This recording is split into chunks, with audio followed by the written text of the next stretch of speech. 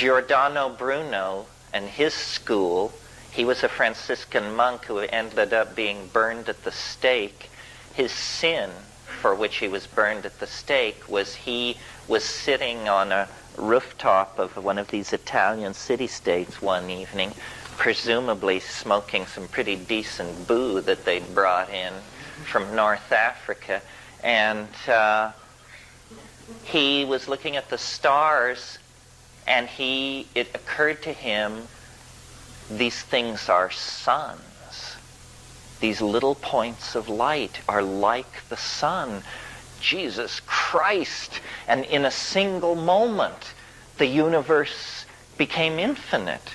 And he said, if these are suns, and he just, his mind was boggled, literally. I mean, can you imagine inside the medieval worldview where they have these concentric shells of angels and demons and all this? Suddenly this guy gets it in a single moment, and he sees that the universe is infinite, and he begins to say so.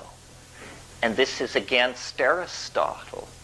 And the church just goes nuts, and they drive him out of Italy, and he has a whole bunch of adventures in England and other places. Eventually he makes the mistake of coming back to a place in northern Italy where he's betrayed by his patron, and he's burned at the stake for a point of view which all of us take quite for granted.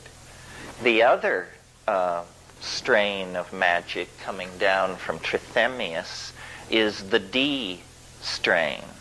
And it is a bit more accessible to people like ourselves because John Dee was an Englishman, and he wrote in English. And so you don't have to conquer 16th century Italian or late Latin in order to read him, although he wrote a lot in Latin as well.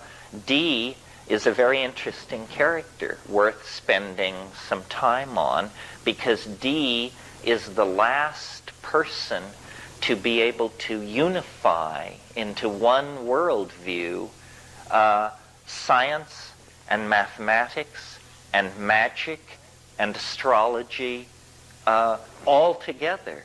So he is the greatest magician of his age and the greatest scientist of his age. He designed the navigation instruments that Sir Francis Drake used to go around the Cape Horn and sail up the coast of California. He was an intelligence operative serving Queen Elizabeth on the European continent. He could cast the best horoscope in Europe, and that was his entree into these various royal families of these various capital cities of Europe.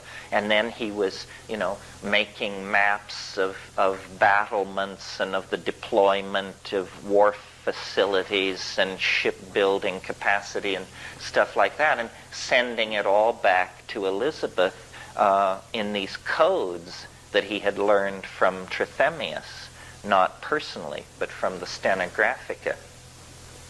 And Dee, a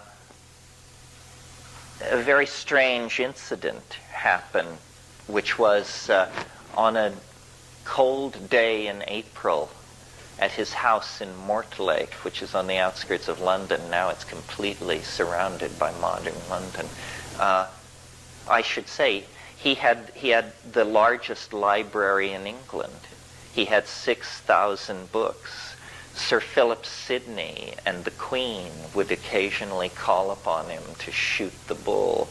And he was a very learned man. So one day in April of 1582, he's working at his desk at his room in Mortlake, and he goes outside.